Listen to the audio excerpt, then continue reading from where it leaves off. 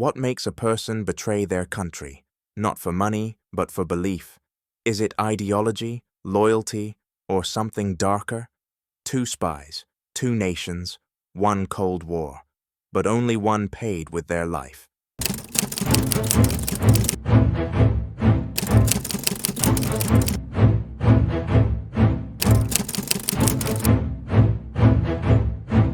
In the thick of the Cold War, when fear ran faster than fact, and the world lived under the looming threat of nuclear annihilation, espionage became more than a crime. It became a language of power. Behind closed doors and under layers of silence, secrets shifted the balance of global strength, not through armies or missiles, but through briefcases, whispers, and quietly passed documents. Two stories from that era, one American, one German, stand out not only for their impact, but for how differently they unfolded. In the United States, Julius and Ethel Rosenberg were at the center of what became the most controversial espionage case in American history. Julius, an electrical engineer with past ties to the Communist Party, was accused of leading a Soviet spy ring that penetrated deeply into U.S. military projects. His wife, Ethel, was implicated as a knowing accomplice, allegedly helping type, and prepare documents to be passed to Soviet contacts. Across the Atlantic, Klaus Fuchs, a theoretical physicist born in Germany and naturalized as a British citizen, took a quieter route into the shadows. He was no recruiter, no organizer. Instead, he was a key scientist in the Manhattan Project, the US-led effort to build the first atomic bomb. Unlike the Rosenbergs, Fuchs had direct access to the blueprints of destruction, and he passed them along, methodically, to the Soviet Union over several years. Both cases shocked the West. But what's striking is how differently the two were handled and remembered.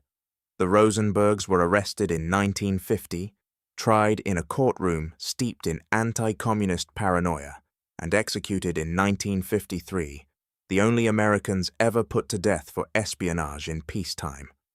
Klaus Fuchs, on the other hand, confessed calmly in Britain, was sentenced to 14 years in prison, served 9, and returned to East Germany to live the rest of his life in scientific circles.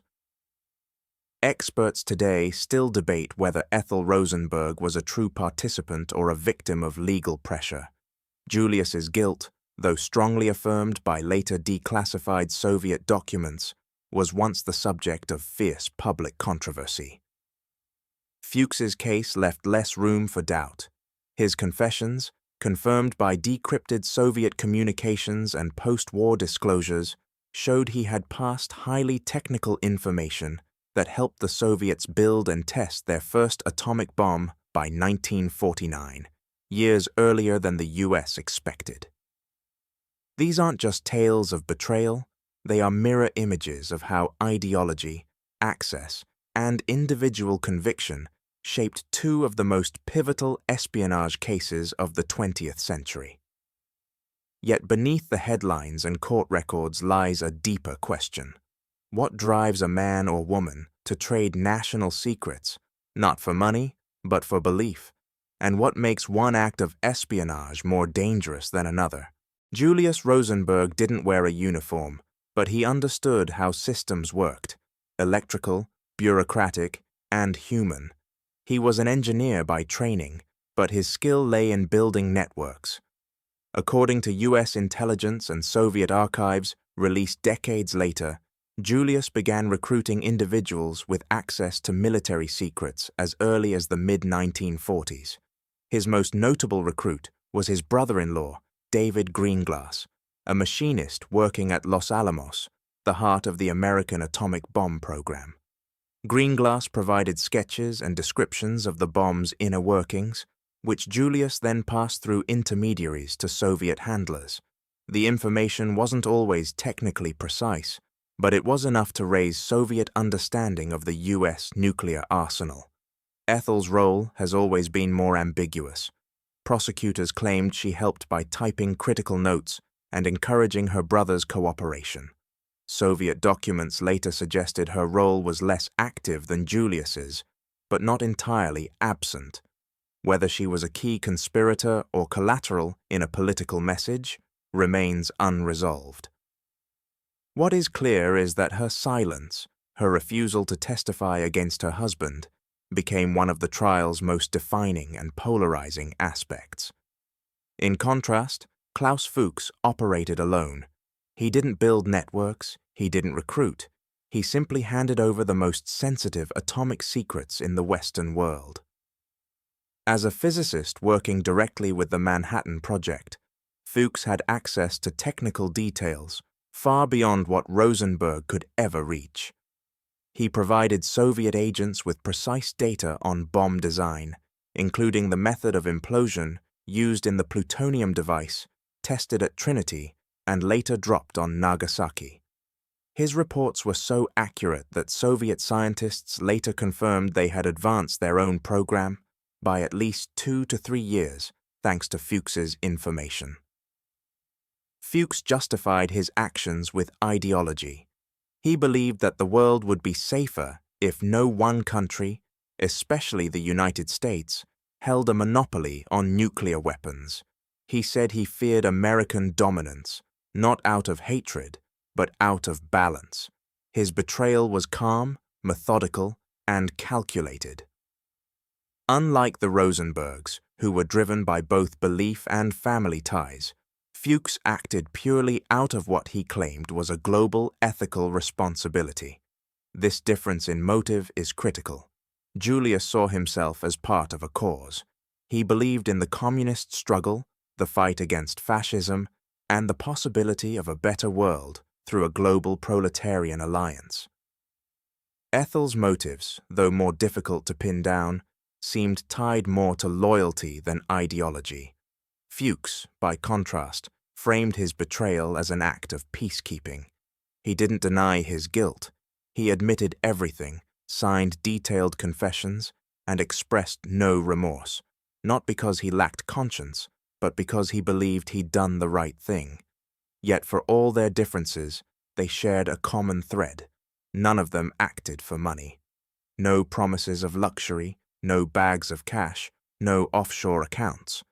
What drove them was belief, one in a world they wanted to see, another in a world he feared would emerge without his intervention. And belief, unlike greed, doesn't run dry. It sustains action long after fear should have stopped it. What separates a spy from a traitor? Is it intent, outcome, or the face we assign to guilt? As their stories unfold, the question shifts from how they did it to how dangerous they truly were. Because espionage, in the end, is not just about secrets, it's about consequences. And the consequences of what these three unleashed would ripple through the next half-century. Damage in espionage is not always measured by the number of documents stolen or names betrayed. Sometimes it's the timing, the precision, and the ripple effect that define how deeply a betrayal cuts. And in the cases of Klaus Fuchs and Julius and Ethel Rosenberg, those ripples turned into waves that reshaped the nuclear balance of the 20th century. Klaus Fuchs's leak was not simply dangerous, it was pivotal. Between 1944 and 1949, he passed thousands of pages of highly classified material to Soviet agents, including detailed calculations and schematics for the plutonium bomb. These weren't broad descriptions or summaries, they were the heart of the design. According to later analysis by both US and Russian scientists, the Soviets were able to fast-track their own atomic program by roughly 2 to 3 years because of Fuchs. Without him, it's likely the Soviet Union would not have tested its first atomic bomb in 1949, just 4 years after the United States. His intelligence erased America's brief nuclear monopoly far sooner than anyone in Washington had predicted. The Rosenbergs, by contrast, operated on the edges of the atomic effort. David Greenglass's sketches, which Julius allegedly passed along, included details about the bomb's lens system and the structure of the explosive device. But compared to the technical accuracy of Fuchs's transmissions, the Rosenberg-linked intelligence was fragmentary. U.S. intelligence officials and historians have since agreed that while the Rosenberg's ring was real, and Julius played a meaningful role in coordinating contacts, the actual material he passed on did not critically alter Soviet capabilities. Still, impact isn't only technical. The Rosenberg case had a different kind of fallout, political and psychological. Their arrest and execution came at the peak of anti-communist hysteria in the United States. In the climate of McCarthyism, their trial became more than a legal proceeding. It became a national warning, and that warning echoed beyond the courtroom. The execution of 2 American citizens, both parents for espionage, shook public confidence in the fairness of the justice system. To some, they were traitors who got what they deserved. To others, especially outside the U.S., they were victims of Cold War paranoia. Klaus Fuchs's punishment, by comparison, was clinical.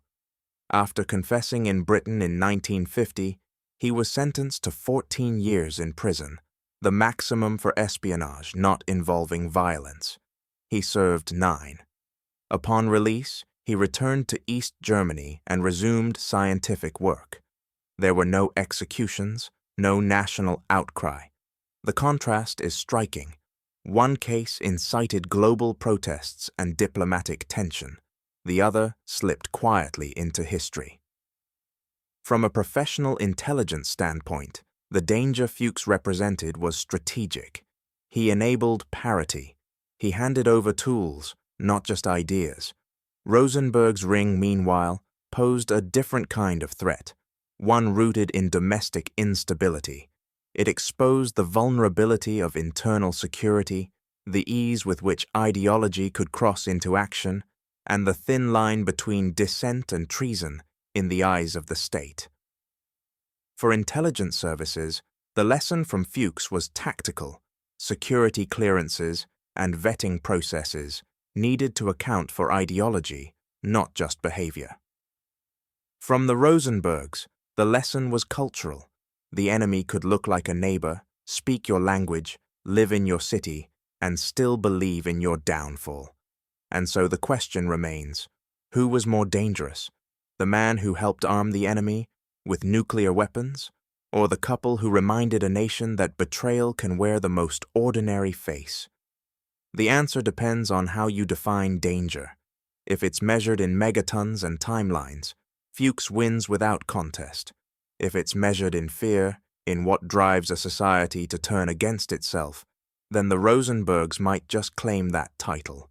But danger is not always about comparison. Sometimes it's about what a single act exposes. And in both cases, what was exposed was the raw nerve of a world divided, and how fragile the boundaries of trust really are. Next, we return to the world they left behind, a world that had to decide not just how to punish spies, but how to live with the secrets they gave away. In the years after their convictions, the stories of Klaus Fuchs and the Rosenbergs did not fade quietly. They lingered, first as headlines, then as controversies, and eventually as symbols, not just of guilt or innocence, but of how nations decide what justice looks like in the fog of fear. Klaus Fuchs left prison and returned to a life of scientific respectability in East Germany. He resumed work in nuclear physics, joined the ruling Socialist Unity Party, and remained a figure of quiet esteem behind the Iron Curtain. He rarely spoke about the past. When he did, his tone was calm, deliberate, and unwavering. He defended his actions not as betrayal, but as balance. He believed that no country should hold absolute power, that parity was the only safeguard against catastrophe. Whether one agrees with his reasoning or not, his resolve never wavered. In the eyes of Western intelligence, he remained one of the most effective spies of the century. The Rosenbergs never had a second chapter. Their story ended with the electric chair. On June 19, 1953, They were executed at Sing Sing prison, becoming the first American civilians in history to be put to death for espionage during peacetime. They left behind 2 young sons, Michael and Robert, who were orphaned not only by the state, but by history. In the decades that followed, those children sought the truth their parents could no longer defend. They found fragments, documents, reinterpretations, but never clarity. In hindsight, most intelligence historians now agree that Julius Rosenberg was involved in Soviet espionage. Soviet files, declassified after the fall of the USSR, confirmed his code name and his role in recruiting and organizing. But Ethel remains a murkier figure. No document places her directly in contact with Soviet handlers. No memo proves she passed along secrets herself. Her conviction rested on her silence, her loyalty, and the testimony of her own brother, whose motives and credibility were later called into question. That ambiguity has haunted the case for generations. And yet, beyond the specifics, the comparison between these 2 cases reveals more than their differences. It shows the architecture of betrayal. Fuchs was the inside man, cool and clinical, dealing in precision and physics. The Rosenbergs were the grassroots idealists, driven by belief and personal bonds. One handed over equations, the others, intentions. One changed global timelines, the others, domestic thresholds. But both, deliberately or not, helped reshape how the world thought about loyalty, ideology, and the price of secrets. A complete comparison, though, requires perspective. At the time of their actions, espionage was not rare. Other spies operated in similar circles. Alger Hiss, a U.S. State Department official, was accused of passing documents to the Soviets, though never convicted of espionage. Harry Gold, the courier between Fuchs and Soviet agents, was imprisoned, but none of their cases carried the same symbolic weight. The Rosenbergs became martyrs or monsters, depending on who was speaking. Fuchs became a cautionary tale, a reminder that intelligence failure doesn't always come from the outside. The real question that lingers long after the files have been unsealed and the agents retired is this: how does a society measure justice in an age of paranoia? Is execution justice or vengeance? Is silence guilt? And when someone betrays their country for belief instead of profit, does that make the betrayal greater or more tragic? These aren't just legal questions, they're moral ones, and perhaps that's why these stories still hold. Not because of the secrets themselves, but because of the people who chose to give them away. Because behind every betrayal is a choice, and behind every choice, a human face. And that, more than any file or blueprint, is what history remembers. Decades later, their names still spark debate.